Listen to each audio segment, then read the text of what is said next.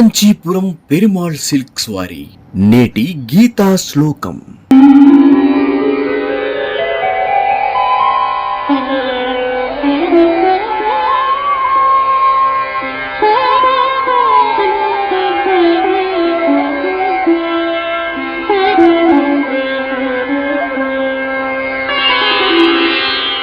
పార్థాయ ప్రతిబోధితాం భగవతా నారాయణేన స్వయం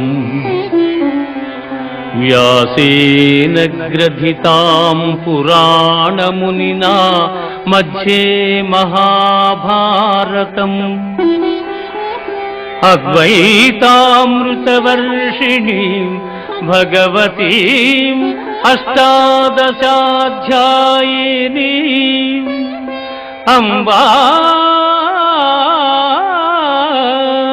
త్వామనుసందధామి భగవద్గీతే భవద్వేషిణీం భగవద్గీతే భవద్వేషిణీం. భగవద్గీత మహాభారతము యొక్క సమగ్ర సారాంశము. భక్తుడైన అర్జునునకు అనర్చిన ఉపదేశమే గీతా సారాంశము.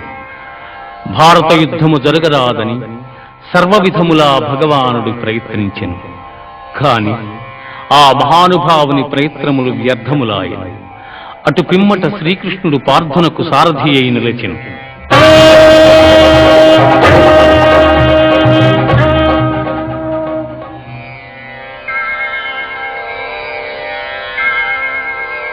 యుద్ధరంగమున అర్జునుని కోరిక మేరకు రథమును నిలిపెను.